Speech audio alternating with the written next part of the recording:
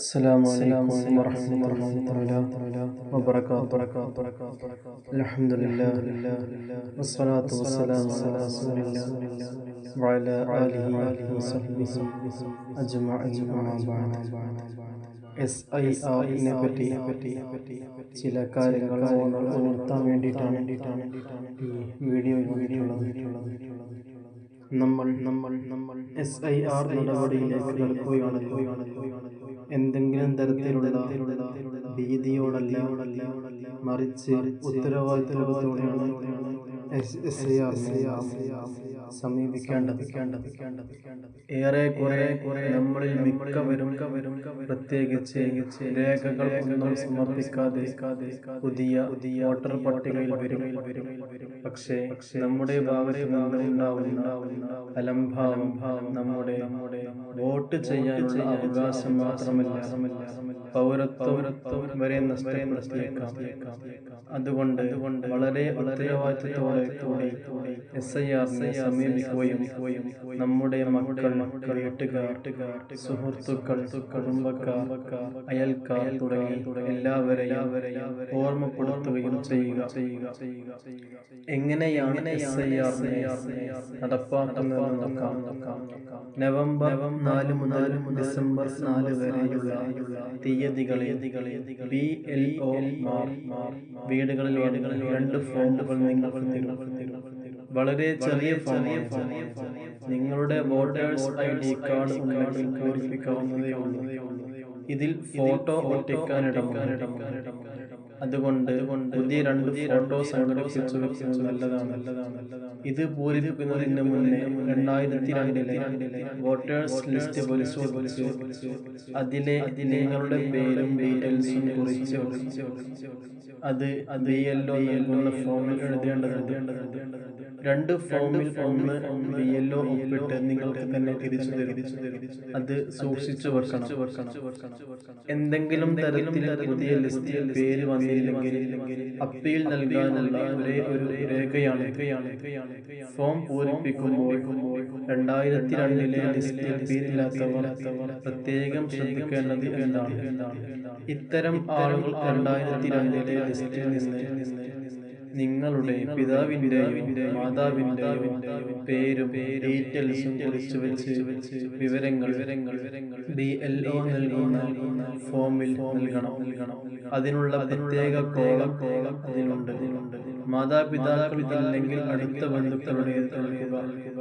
ഇത്തരം ആളുകൾ ഫോം പൂരിപ്പിക്കുന്നതിന് മുന്നേ 2002 ലിസ്റ്റിൽ പെട്ട ആരുടെ വിവരമാണെന്ന് തീരുമാനിച്ച് ഉറപ്പിക്കണം. പിതാവ് ഉണ്ടെങ്കിൽ പിതാവ്, ഇല്ലെങ്കിൽ മാതാവ്, അല്ലെങ്കിൽ അടുത്ത ബന്ധുക്കൾ. ഇതാണ്. ആരൊക്കെയാണ് രേഖകൾ നൽകേണ്ടത്? BLO ഫോം പൂരിപ്പിച്ച് നൽകുമ്പോൾ ആരും ഒരു രേഖയും നൽകേണ്ടതില്ല.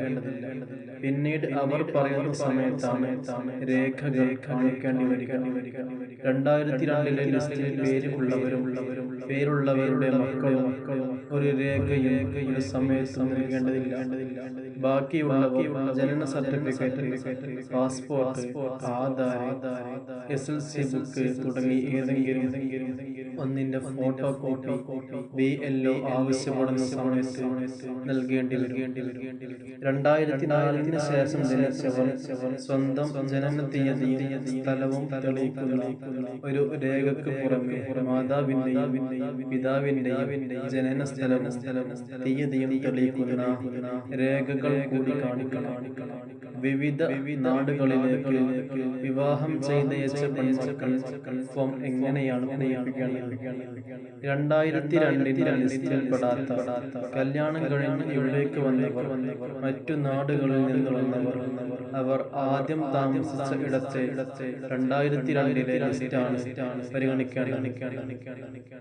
2002 ശേഷം ഇവിടെ വോട്ട് ചെയ്യുന്ന നമ്മുടെ ഭാര്യമാർ, ഭർത്താക്കന്മാർ, അവരുടെ മാതാവ് എന്നിവരുടെ ഡീറ്റെയിൽസ് ആണ് നൽകേണ്ടത്.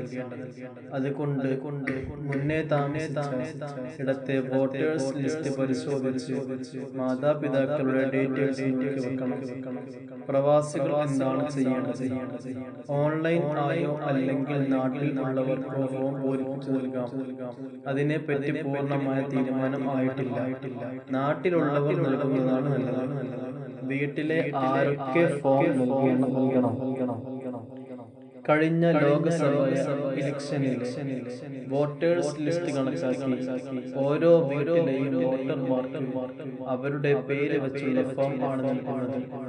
അന്നത്തെ വോട്ടേഴ്സ് ലിസ്റ്റ് ഉള്ളവർക്കെല്ലാം ഫോം നൽകും.